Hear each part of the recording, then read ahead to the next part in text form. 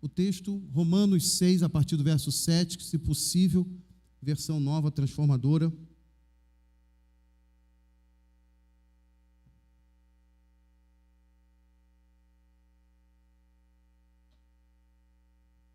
Vamos lá, vamos ler então, queridos. Você que tem a sua Bíblia, se tiver alguém do seu lado que não tem, ajude, ofereça. Paulo escreve assim, queridos: pois, quando morremos em Cristo, fomos libertos do poder do pecado. Então, uma vez que morremos com Cristo, cremos que também com Ele viveremos. Temos certeza disso, pois Cristo foi ressuscitado dos mortos e não mais morrerá. A morte já não tem nenhum poder sobre ele. Quando ele morreu, foi de uma vez por todas, para quebrar o poder do pecado.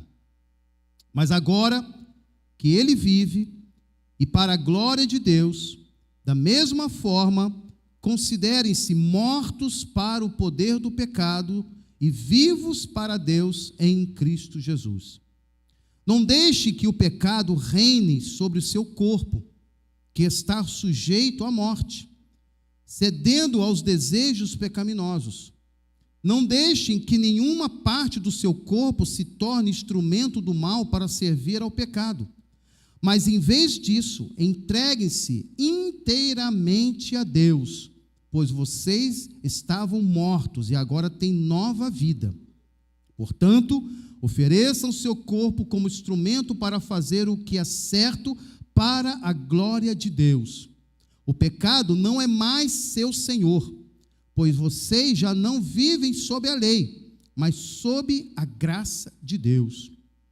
Pois bem, uma vez que a graça nos libertou da lei, quer dizer que podemos continuar pecando? Claro que não.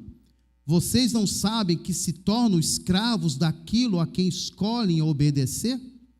Podem ser escravos do pecado que conduz à morte, ou podem escolher obedecer a Deus, que conduz à vida de justiça. Graças a Deus, que antes de vocês eram escravos do pecado, mas agora obedecem de todo o coração a este ensino que lhes transmitimos. Então, livres da escravidão do pecado, e se tornaram escravos da justiça. Uso o exemplo da escravidão para ajudá-los a entender isso tudo, pois sua natureza humana é fraca. No passado, vocês se deixaram escravizar pela impureza e pela maldade, o que fez afundar ainda mais no pecado. Agora devem se entregar como escravos à vida de justiça para se tornarem santos. Quando eram escravos do pecado, estavam livres da obrigação de fazer o que é certo. E qual foi o resultado? Hoje vocês se envergonham das coisas que costumavam fazer, coisas que achavam morte. Agora, porém, estão livres do poder do pecado e se tornaram escravos de Deus. Fazem aquilo que conduz à santidade e resulta na vida eterna, pois o salário do pecado é a morte, mas a dádiva de Deus é a vida eterna, Cristo Jesus, nosso Senhor. Podem assentar, amados? Glória a Deus. Esse texto, queridos, a carta de Romanos, ela é a base doutrinária acerca da graça, acerca da salvação. Ela explica, ela esmiuça, ela faz entender, ela mostra o mecanismo da salvação, como funciona a salvação. Eu sempre digo de mecanismo, queridos, porque é muito importante nós conhecermos como as coisas funcionam. Hoje, se você pegar uma pessoa, se você pudesse, vamos dizer, trazer uma pessoa de 100 anos atrás e trazer para o nosso mundo, ele ficaria assustado. Ele veria a realidade do celular, dos carros que estão andando, até carros elétricos, do avião, e de tantas coisas que ele estava vendo, poderia ter acesso, mas não saberia como aquilo funciona. Nós precisamos saber como a graça funciona, como a salvação funciona. Porque sabendo como funciona, nós teremos mais cuidados, nós entenderemos melhor na importância daquilo que devemos ou não fazer. Você, quando entra num carro, sei que muitos aqui talvez, né, tenham essa característica, você sabe, você aprende a dirigir, então você enfia a chave no contato, você liga, pisa na embreagem, passa a marcha, solta ali, você vai andando e tudo bem. Você aprendeu isso.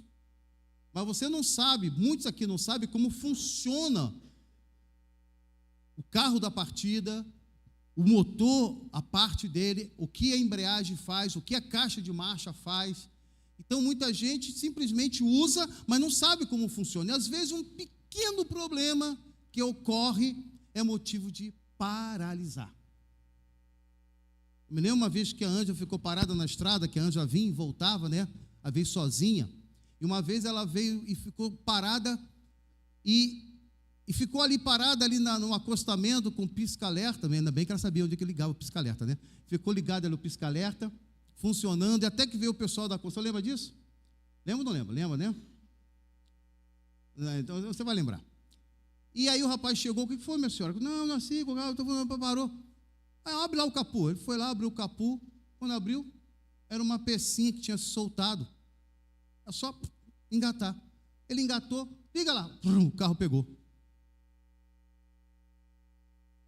Por aquela falta de conhecimento, de algo tão banal, ela paralisou. Ela ficou parada na estrada. Ela dependeu de alguém que tinha uma noção do que estava acontecendo e pôde auxiliá-la para que ela seguisse viagem. Muitas vezes, eu quero fazer uma analogia, que isso muitas vezes acontece na nossa vida espiritual.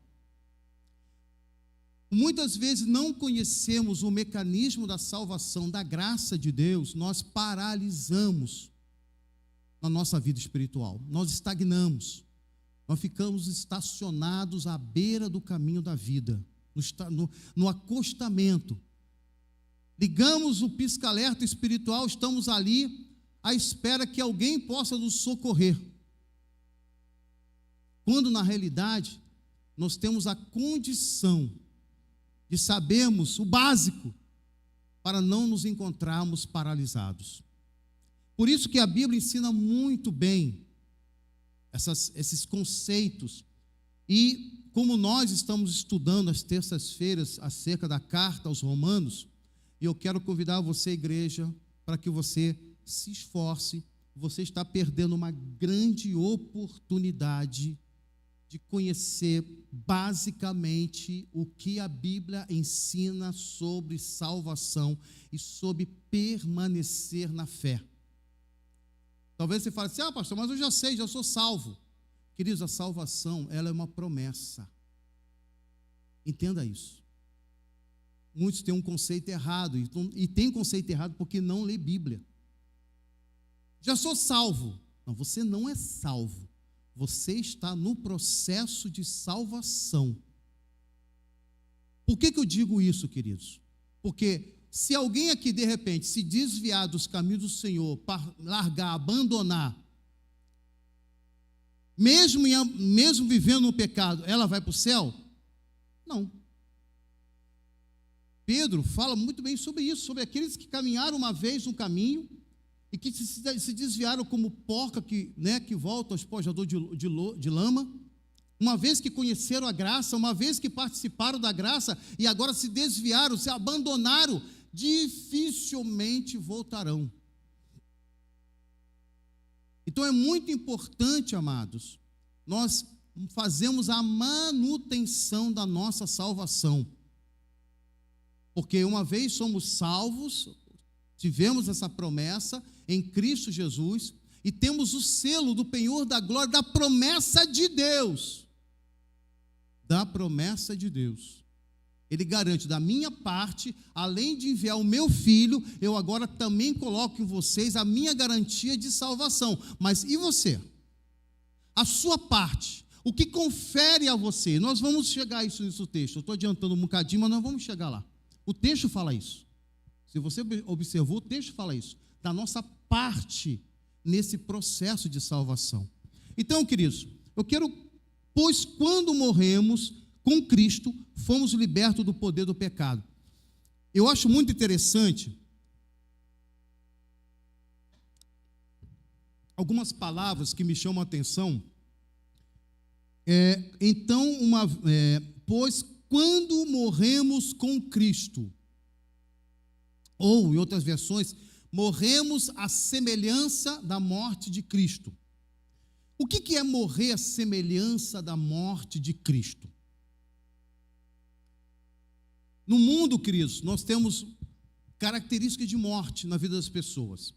Alguns morrem porque carregam consigo uma herança genética de uma doença e acabam morrendo por causa dessa herança genética.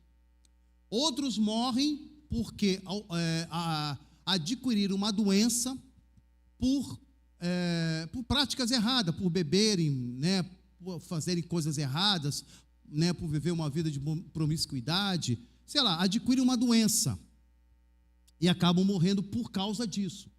Há outros que morrem fatalmente devido a uma situação, um problema surge e a pessoa acaba morrendo. Aqueles que morrem por acidentes, aqueles que morrem, queridos, porque são loucos, tolos e buscam morte, e morrem em acidentes, morrem em coisas perigosas.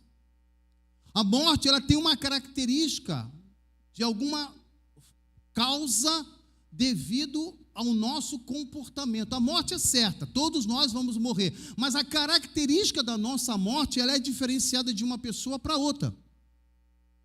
Mas qual era a característica da morte de Cristo? Porque ele tinha pecado? Não. Qual era a característica da morte de Cristo? Ele morreu, não morreu? Hein, queridos? Então, por que ele morreu? Ele morreu por obediência. Então, já começa por aqui. Nós entendemos o que é morrer à semelhança da morte de Cristo.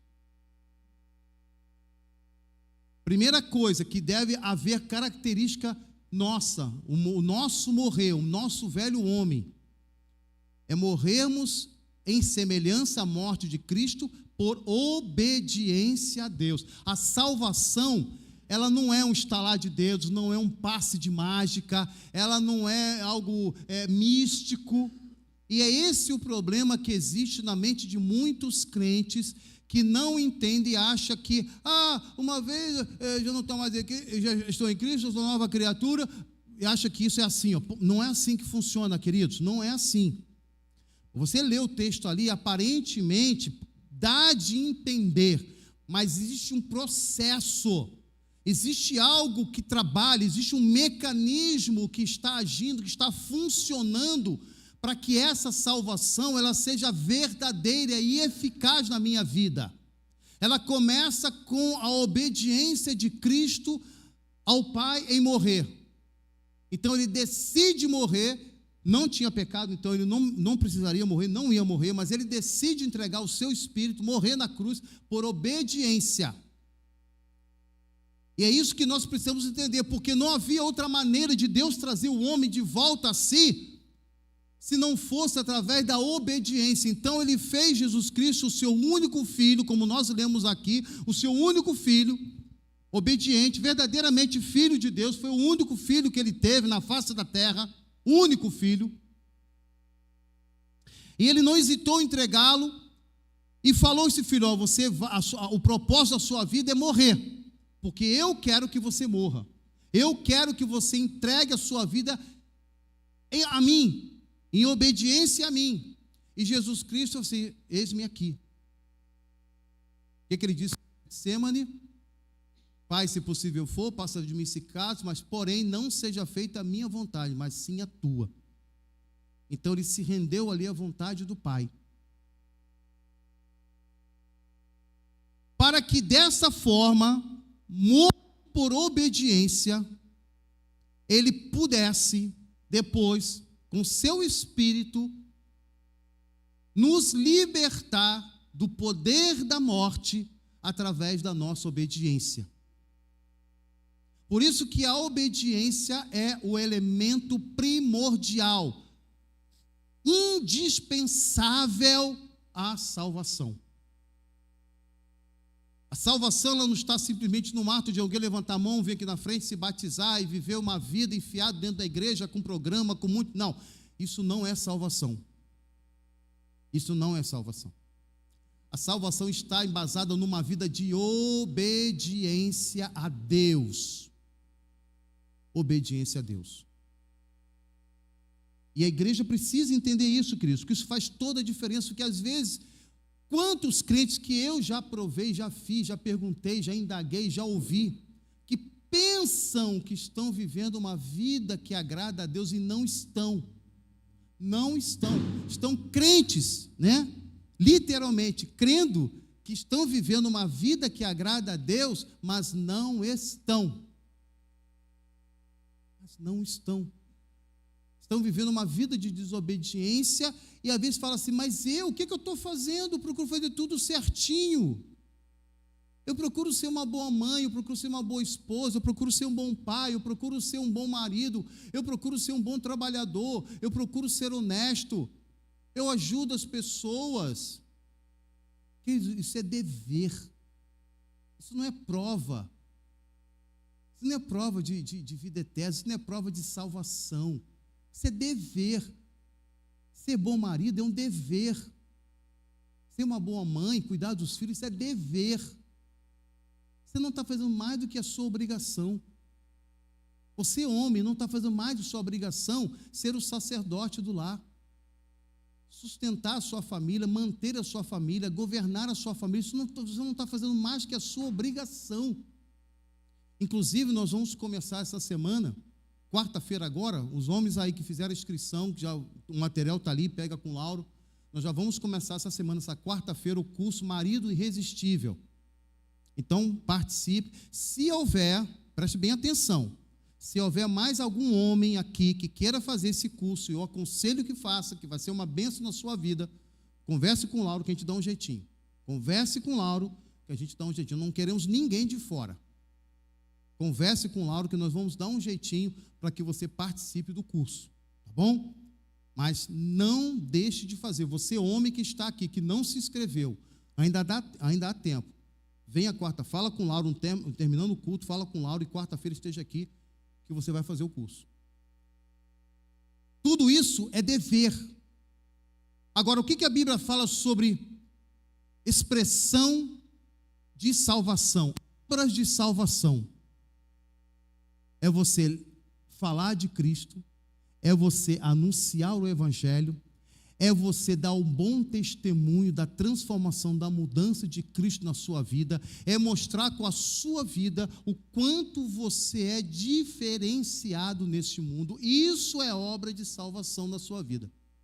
Eu não vou pedir que ninguém levante a mão, mas quantos estão aqui que já ganharam uma pessoa para Jesus nesses 5 meses que se passaram? Vou reduzir mais ainda. Quem pelo menos falou de Jesus para alguém nesses 5 meses? Não precisa levantar a mão. Mas pelo menos falar. Pelo menos testemunhar.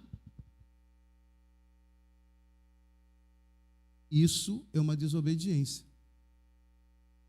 Porque Jesus falou a última ordem que ele deu, ide e sejais o quê? Minhas testemunhas. Anunciando em todo lugar, a começar de Jerusalém, Judeia, Samaria, até os confins da terra. Então, a ordem que ele deu é anunciar. E quantos de nós não temos anunciado? Quantos de nós não temos falado? Quantos de nós não temos expressado? Quantos de nós não temos nem dado testemunho, ou seja, em casa, ou na vizinhança, ou no trabalho? Isso se chama, amados, desobediência. Porque Jesus mandou. Às vezes focamos na obediência só porque fazemos ou deixamos de fazer algo errado. Não é isso não. Obediência em todos os sentidos. Obediência está numa visão ampla de ouvirmos a palavra de Deus, sentimos o toque do Espírito Santo e obedecemos a voz do Espírito que nos convence, que nos fala, que nos impulsiona. Eu tenho certeza que o Espírito Santo já falou com você esse ano. Fala de Jesus, testemunha, vai ali, ó, numa conversa com uma amiga, com um amigo ali, fala de mim, fala de mim, fala de mim, fala de mim, fala de mim, fala de mim. E você, fica quieto, Espírito Santo. Peraí, agora não, depois eu falo. Eu tenho certeza, porque o Espírito Santo trabalha nas nossas vidas para que falemos, para que anunciemos, para que a gente possa levar o Evangelho, para que outros venham a ter a oportunidade de ouvir e de aceitar esse Cristo e essa graça, ser participante dessa graça maravilhosa. A outra coisa que nós vemos aqui, queridos, ele fala que, pois, quando morremos com Cristo, fomos libertos do poder do pecado. Então, uma vez que morremos com Cristo, cremos que também com Ele viveremos. Temos certeza disso, pois Cristo foi ressuscitado dos mortos e não mais morrerá. A morte já não tem mais poder sobre Ele. Se Cristo ressuscitou dentre os mortos, então Ele venceu a morte. E a morte não tem poder. Por quê? Porque Ele não tinha pecado. Então, se Ele não tinha pecado, a morte não poderia retê-lo. Da mesma forma, eu e você, queridos, que recebemos a promessa da ressurreição, não que a gente não tenha o pecado, porque nós somos pecadores, mas pela graça de Deus, aí que eu quero que vocês entendam, pela graça de Deus, pelo cuidado de Deus, pela presença do Espírito Santo de Deus que habita em nós e que nos convence, e que se nós somos obedientes em ouvir e obedecer, nossos pecados são aniquilados. Já começou no dia que nós aceitamos a Jesus. Todo o nosso histórico de pecado foi apagado. Beleza? Você crê nisso? Amém? Bom, mas agora você continua na terra. Você não foi arrebatado. Você não teve a sorte igual aquele ladrão que confessou, recebeu perdão e já entrou na glória com o Senhor. Você não é aquela parte. Você continua na terra. Você continua vivendo nesse mundo. E aí? Você acha, então, que foi só aquele momento que entregou, está tudo bem, beleza, então acabou. Não, não é assim que funciona, não. A Bíblia não é isso que a Bíblia mostra, não. Você tem uma jornada, você tem uma caminhada, você tem agora que caminhar em santidade, você tem que caminhar um processo de santificação. Você tem um processo agora de viver uma vida que agrada a Deus. Deus não tirou a sua igreja na terra exatamente com esse propósito, de ganhar outros para o reino dele.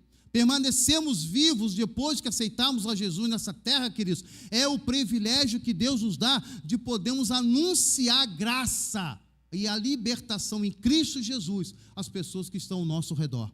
Isso é um privilégio, queridos. Os anjos queriam fazer isso, as hostes celestiais queriam anunciar, mas Deus nos concedeu o privilégio de podermos anunciar as boas novas, de falar acerca do seu amor, de proclamar a salvação em Cristo Jesus. Quantos de nós temos negligenciado isso? Quantos de nós temos dado as costas? Quantos de nós temos sido indiferentes a esse chamado? Falar que a morte não tem poder mais sobre minha vida, porque eu sou liberto. Eu sou liberto em Cristo Jesus, isso não age. Aí vamos lá. Temos certeza disso, porque Cristo, a morte já não tem mais nenhum poder sobre ele. Quando ele morreu, ele de uma vez só, por todas, para quebrar o poder do pecado. Mas agora que ele vive, é para a glória de Deus. Da mesma forma, comece. Da mesma forma, versículo 11. Considerem-se mortos para o poder do pecado e vivos para Deus em Cristo Jesus. Aí ele começa a mostrar a nossa parte, a nossa contribuição, o que Deus espera de nós daqui para frente. O que Deus espera daqui para frente? Não deixe, versículo 12, não deixe que o pecado reine sobre o seu corpo. Ora, então, a nova criatura, ela não é um passe de mágica. Aceitei Jesus, vou batizar, eu sou nova criatura, beleza. Não é bem assim que funciona. Ser nova criatura é o poder que Deus te dá de entendimento, de compreensão, de você agora, apoiado, através do Espírito Santo de Deus, rejeitar o pecado que cerca a sua vida. O pecado que foi jogado para fora da sua vida, da sua alma, foi apagado, porque o dia que você aceitou a Jesus e confessou seus pecados, se rendeu a Jesus e decidiu seguir a Cristo, aquilo foi expulso da sua vida, né? Foi botado para fora, foi expulso, a sua alma se tornou limpa, livre da condenação e da maldição do pecado. Mas o diabo é teimoso, ele é insistente, ele não se dá por vencido. Ele volta novamente e fica circuncidando a sua vida. Ele fica ali rodeando a sua vida, ele fica procurando uma brecha, ele fica procurando um meio, uma forma. Caramba, eu entrava aqui por esse caminho, tentar aqui de novo na vida dele. Não deu certo. Então, mas eu tenho essa outra aqui. Essa aqui eu vou tentar. Vou arrumar aqui uma cilada, aqui um negócio. Ele vai cair aqui nisso aqui. Ih, não caiu. Então vou tentar essa outra. É assim que ele fica. A nossa vida, queridos, é uma batalha constante. Por isso que Paulo diz, nós precisamos estar atentos acerca do que vamos fazer com o nosso corpo. Versículo 13, não deixe que nenhuma parte do seu corpo se torne instrumento do mal para servir ao pecado. Não deixe, querido, o que Paulo está falando, meu amado? Muito claro, não tem nem o que explicar, é lógico. Não deixe que nenhuma parte do seu corpo se torne instrumento do mal. Seus olhos, o que é que você está olhando? Para o que você está vendo? O que tem chamado a atenção dos seus olhos? Aí cada um vai pensar aí o que tem chamado a atenção dos seus olhos que desagrada a Deus. O que os seus ouvidos têm permitido que entre, que desagrada a Deus. Fofocas, maledicências, julgamentos, preconceitos. O que você tem ouvido que tem sido uma maledicência, um engano, uma mentira, porque agora fala-se muito de fake news, né? Fala-se muito de fake news. Isso aí é um pecado, é um erro, porque as pessoas, elas ouvem e passam adiante. Elas são condutoras da malignidade, elas são condutoras da maledicência. E eu fico impressionado como tem uma gama enorme da igreja se envolvendo com isso. Ouve acerca de uma mentira, de uma calúnia, de uma coisa. Você ficou sabendo? Menina, rapaz, eu não sabia. É assim. E passa para frente. Passa para frente. Sem saber se aquilo é verdade, sem saber se é especulação, sem saber se é fake news, simplesmente passa. Olha, eu não sei não, né, mas eu ouvi, já está errando. Você já compartilhou com outra pessoa uma coisa errada. Você já semeou maledicência. Ouvido e boca. 2 órgãos que você utiliza para emprestar como instrumento do mal. Seu corpo, suas mãos, o seu corpo em si. E aí eu vou um pouquinho mais fundo, mais sério, as suas genitárias. Você tem consagrado as suas genitárias a Deus? Você é templo do Espírito Santo de Deus. Eu quero falar especialmente para os jovens que estão namorando ou que vão namorar. Jovens, o seu corpo é templo do Espírito Santo de Deus. Eu sei que esse mundo de hoje, não é somente o jovem não, tem muitos aí que já estão um pouquinho mais idosos, que de repente não vão namorar. Então, muito cuidado, porque a influência do mundo é dizer o sexo é normal, tem que rolar aquela química. Não, tem que... Mentira do capeta, não entra nessa, só entra porque quem não lê Bíblia. Irmãos, preste atenção, eu já falei isso várias e várias vezes e volto a repetir porque isso eu acho que é muito impactante, impactou a minha vida. Eu com 14 anos eu entendi a importância do meu corpo para Deus, com 14 anos eu fiz um voto de celibato diante de Deus. Não vou me relacionar com moça nenhuma até o meu casamento. E fui tentado à beça. No Rio de Janeiro, aquela mulherada toda inflamada, naquele tempo, hein? Vou falar, vocês vão até rir. 75, 76. Olha aí. Mas a coisa já estava feia naquele tempo, imagine hoje. Queridos, eu separei o meu corpo. Eu separei o meu corpo. Eu casei virgem com a minha esposa. Foi difícil? Foi difícil, mas foi árduo, foi muito difícil. Mas eu consagrei o meu corpo ao meu Deus. Eu nunca me relacionei com mulher nenhuma, a não ser a minha esposa. Eu sei que talvez você que está aqui, meu amado, minha amada, infelizmente, não é a sua história. Porque você foi alcançado bem depois e teve uma vida, né, que por ignorância, por não saber. Mas não se preocupe com isso, porque o que vale é o que conta daqui para frente. Porque como nós lemos, todo o seu pecado foi apagado, você se tornou puro, santo, limpo. E essas coisas não devem mais pesar, porque Jesus já pagou, ele já pagou o preço pelos seus pecados, já está apagado. A Bíblia fala que ele lança no mar de esquecimento, só você lembra, porque ele mesmo nem lembra mais, acabou. Para ele nada existiu, o que conta é daqui para frente. O que conta é daqui para frente, é o que vai valer agora. Então consagre o corpo de vocês para instrumento da glória de Deus. E confie nele, porque ele vai abençoar. Ele vai derramar sobre vocês bênçãos sem medidas. Isso não vale somente lá para o dízimo, não. Vale também quando você coloca no altar de Deus a sua vida, o seu corpo. Senhor, eu estou te adorando com o meu corpo, eu estou te adorando com os meus olhos, eu estou te adorando com os meus ouvidos, estou te adorando com os meus lábios, eu estou te adorando com todo o meu corpo, Senhor. Isso é oferta agradável a Deus, isso exala um perfume agradável, porque é de semelhança a Cristo. Sabe por que é semelhante a Cristo? Porque é perfume de obediência. Por que eu não vou ver pornografia? Por que eu não vou ver um monte de coisa que me dá prazer? Por que eu não vou ouvir um monte de besteira? Por que eu não vou falar um monte de besteira? Por que eu não vou fazer no meu corpo o que eu bem entendo? Por obedecer a Deus.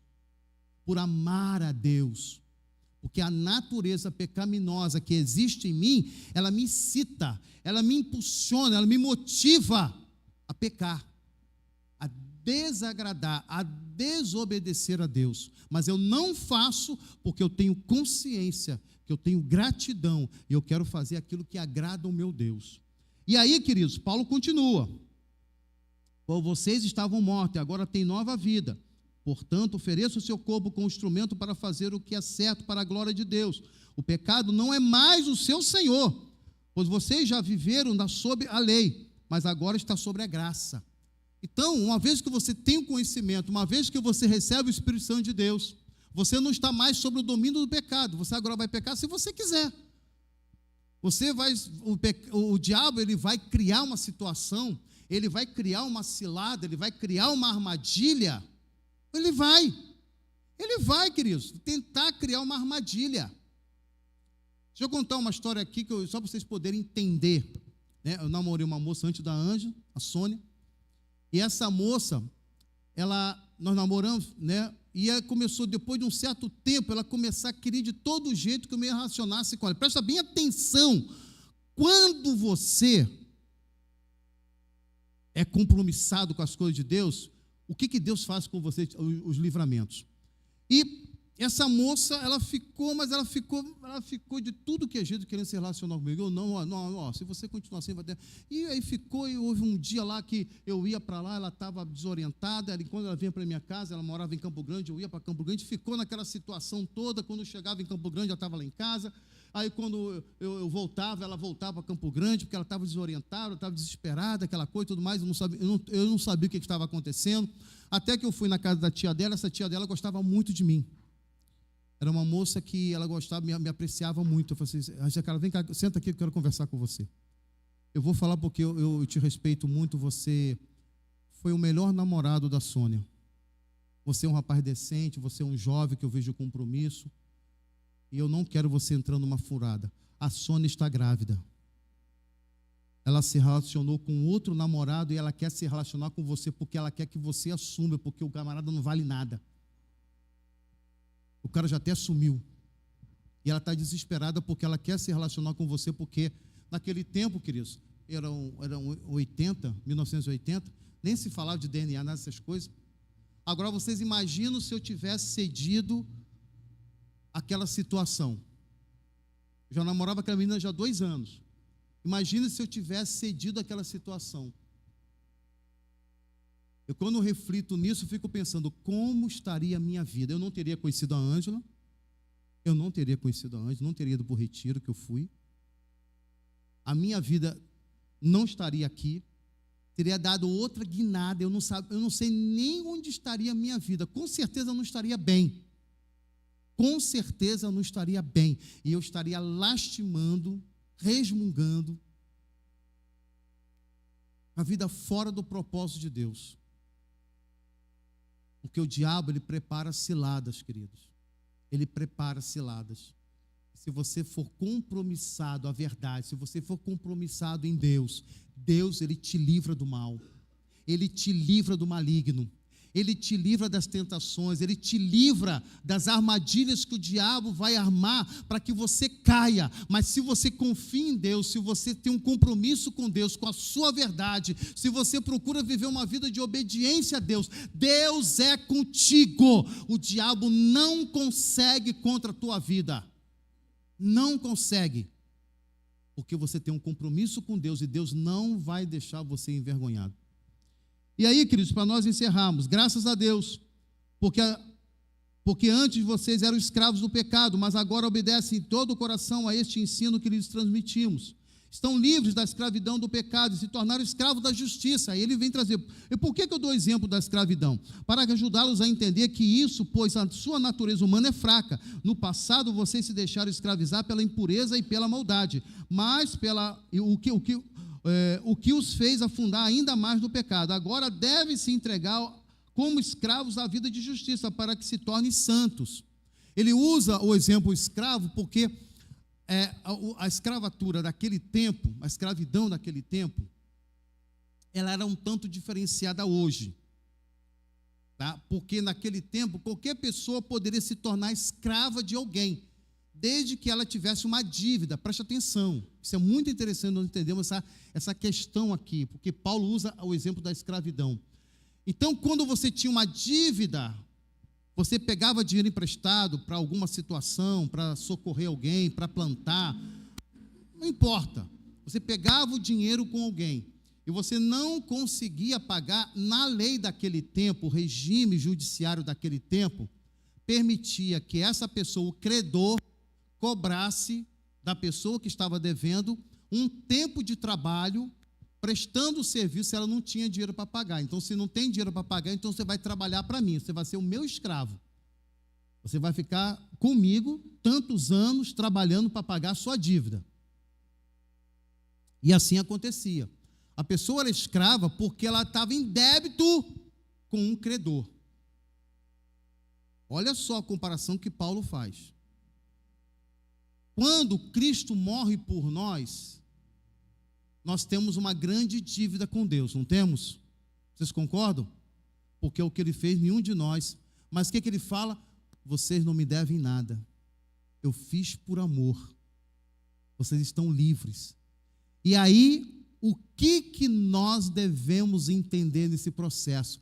A nossa consciência nos alerta que temos uma dívida para com Deus. Então, nós decidimos servi-lo por amor, por agradecimento. É diferente. É diferente. Nós fomos libertos. Nós estamos livres. O Senhor nos libertou daquela escravidão, daquele regime que nos aprisionava ao pecado, porque nós erramos, nós falhamos e nos tornamos escravos de Satanás, escravos deste mundo. Mas agora, pelo que Jesus fez na cruz, por obediência e por obedecer a sua palavra, nós estamos livres dessa escravidão, mas decidimos nos tornar servos de Deus, obedecendo a Ele. E ele faz a comparação, lá atrás, eu não procurei esse texto para mostrar, mas existia o escravo da orelha furada. O que era esse escravo da orelha furada, para vocês entenderem? Era um escravo que tinha a mesma condição e ele pagava com o tempo de trabalho a sua dívida, mas ele foi tão bem tratado, o seu dono, o seu credor, ele foi tão justo, tão complacente, que ele decide a não mais ir embora e permanecer escravo daquele homem para o resto de sua vida. Então existia um cerimonial que ele chamava todos os outros escravos, todos os outros servos, sobre, né, a ordem e a direção daquele senhor. Ele encostava a orelha no umbral da porta e furava a orelha daquele servo que estava agora servindo, sendo escravo por livre e espontânea vontade, e colocava uma argola, para que todo mundo, ao olhar aquele homem, soubesse que ele estava naquela condição por livre e espontânea vontade, por reconhecer a bondade do seu Senhor. Você quer ser um escravo de orelha furada? Você quer ser um escravo de Cristo por reconhecer que Ele é bom e a sua misericórdia dura para sempre? Que Ele é digno de ser amado, digno de ser servido? Para encerrar, queridos, agora, porém, estão livres do poder do pecado, se tornaram escravos de Deus, fazem aquilo que conduz à santidade e resulta na vida eterna, pois o salário do pecado é a morte, mas a dádiva de Deus é a vida eterna em Cristo Jesus, nosso Senhor. Essa é a sua recompensa, meu amado. Essa é a sua recompensa por servir a Deus, por ser escravo de Cristo, a sua palavra, a sua justiça. É a sua recompensa, vida eterna. Não porque somente foi falado e pronto. Não, não é assim, queridos. Você precisa servir. Você precisa ter uma vida de obediência, porque você continua vivo, e os seus feitos, as suas escolhas, as suas atitudes, o seu pensamento, o que você faz com o seu corpo, tudo isso contribui para mostrar se você é ou não é verdadeiramente uma nova criatura. Você só será verdadeiramente uma nova criatura quando você decide obedecer a Deus e viver a palavra de Deus. Eu quero te falar isso tudo, meu amado, eu estou te falando isso tudo com um propósito de compromisso com Deus.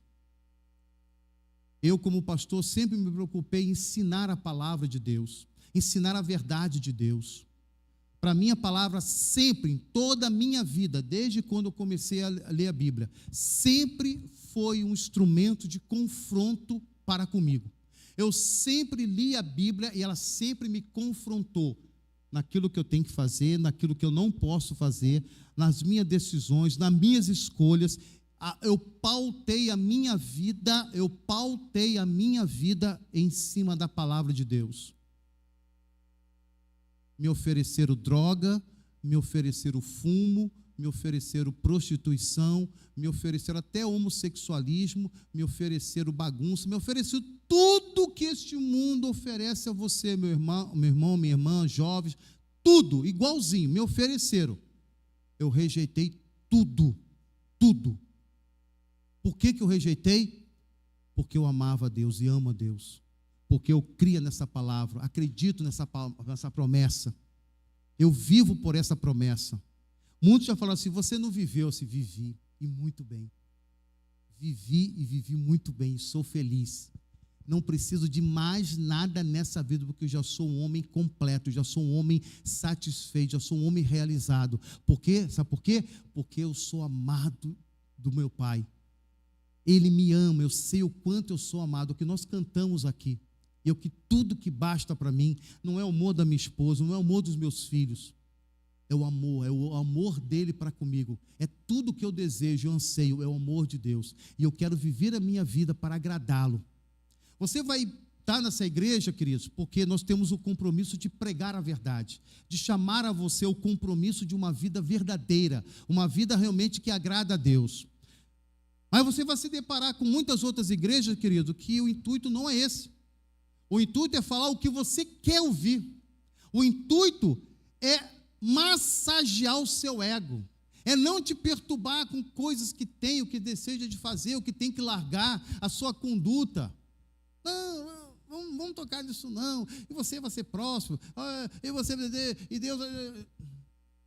Existem muitos lugares hoje assim, mas muitos, por quê? Tem medo de perder membros, tem medo de perder pessoas, mas eu sei o compromisso que eu tenho com vocês. Porque lá na glória, no dia que estivermos com o Senhor, vocês vão tudo estar festejando, tudo lá no banquete, lá, celebrando lá as bodas do Cordeiro. E aí vai ter um momentozinho que o Cordeiro vai chamar: vem cá vocês que pastorearam o meu rebanho, vem cá, vem cá, vem cá, vem cá. Vocês vão prestar conta agora das almas que eu coloquei sobre o cuidado de vocês. E eu não quero ser reprovado por Deus. Eu não quero ser colocado de lado e ouvir: eu não vos conheço, vós que praticais a iniquidade. Não, eu não. Eu tenho um compromisso com a palavra, eu tenho um compromisso com a verdade. Aqueles que entendem essa importância, aqueles que querem seguir comigo, aqueles que querem ir para a glória comigo, aqueles que realmente querem romper nessa terra, aqueles que realmente querem viver uma vida de obediência ao Pai, viver experiências profundas e sobrenaturais com Deus, obedeçam a palavra de Deus como eu procuro fazer. Ouça o que está sendo pregado nesse púlpito.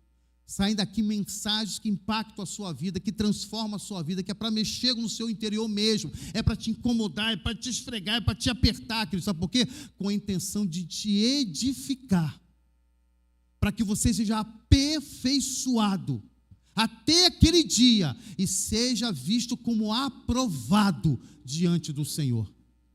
Essa é a intenção, que você vista-se de vestes novas, brancas, que você se adorne com a palavra de Deus e se torne a noiva a qual Cristo vem buscar. Existem muitas noivas, queridos, só que existem noivas por aí que estão sujas, estão maltrapilhas e dizendo ser noivas, mas o Senhor não vem buscar essa noiva. Essa noiva ficará para se purificar. Mas aqueles que já estiverem vestidas com suas vestes brancas, pureza, adornada com os privilégios, o adorno da palavra, esses subirão com o Senhor. Esses subirão imediatamente com o Senhor.